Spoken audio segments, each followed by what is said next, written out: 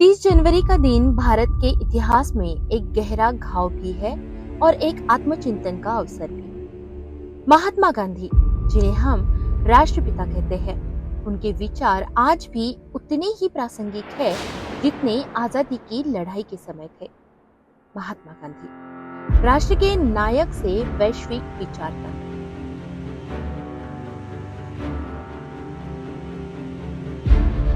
गांधी का जन्म भारत के लिए संजीवनी, जब भारत औपनिवेशिक दासता की बेड़ियों में जकड़ा हुआ था और निराशा के दौर में था, तब गांधी का आगमन एक संजीवनी की तरह था। उन्होंने दक्षिण अफ्रीका के अपने प्रयोगों को भारत की धरती पर उतारा और आम आदमी को आजादी के आंदोलन का मुख्य हिस्सा बनाया। अहिंसा के पुजारी और सशक्त नेतृत्व। महात्मा गांधी ने दुनिया को दिखाया कि अहिंसा कायरता नहीं बल्कि सबसे बड़ा साहस है। उन्होंने लाठी डंडों के बजाय सत्य और अहिंसा को हथियार बनाया।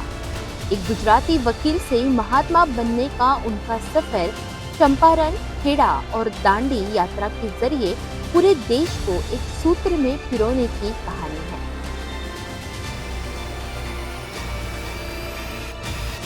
गांधी की हत्या और देश पर असर। 30 जनवरी 1948 को नाथुराम गोडसे द्वारा गांधी की हत्या ने पूरे विश्व को स्तब्ध कर दिया। तत्काल असर। देश में शोक की लहर दौड़ गई।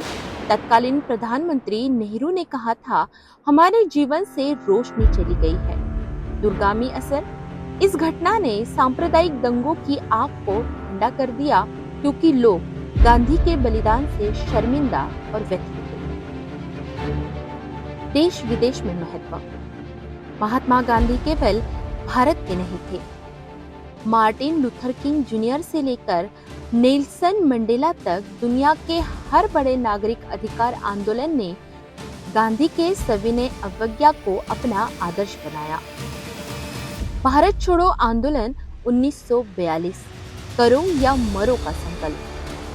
जब देश के कई नेता गिरफ्तारी के डर से हिचकिचा रहे थे, तब पटेल गांधी जी के सबसे बड़े स्तंभ बने।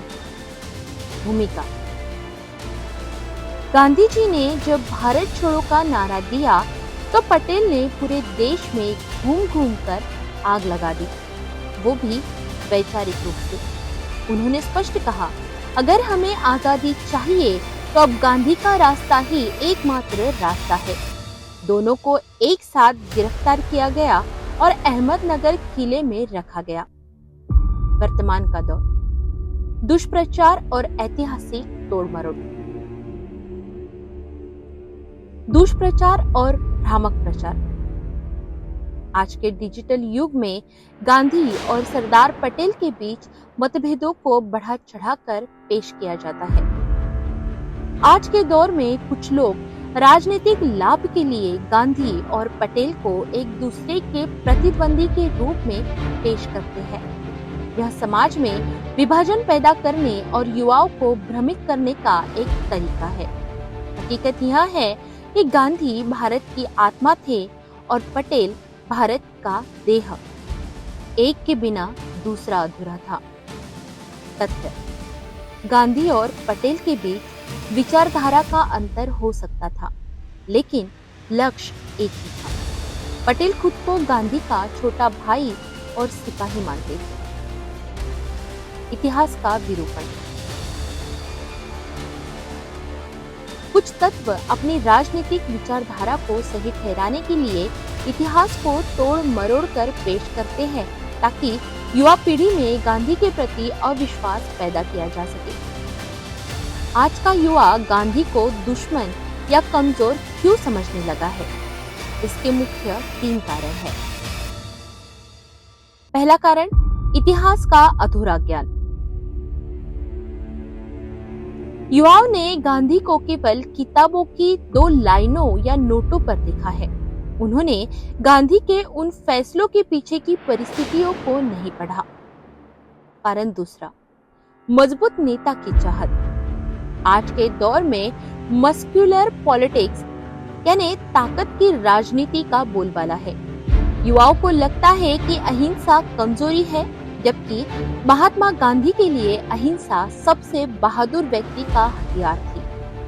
कारण तीसरा, राजनीतिक प्रोपेगेंडा। राजनीतिक दलों ने अपनी सुविधा के लिए गांधी को एक पक्ष बना दिया है, जिससे निष्पक्ष युवा भी भ्रमित हो जाता है। युवाओं के लिए 10 सूत्रीय गांधी मंत्र। 1. क्रिटिकल थिंकिंग, किसी को गाली देने से पहले उसे पढ़ें। 2. अहिंसा, डिजिटल प्लेटफॉर्म पर ट्रोलिंग और हेट स्पीच से बचना ही आज की अहिंसा है। 3. स्वदेशी, स्थानीय कारीगरों और छोटे उद्योगों को बढ़ावा दें। 4. स्वच्छता, इसे केवल फोटो खिंचवाने तक सीमित न रखें, इसे संस्कार बनाएं। 5. साहस, गलत के खिलाफ अकेले खड़े होने का साहस जुटाएं। 6. समानता, जाति और धर्म के भेदभाव से ऊपर उठकर सोचें।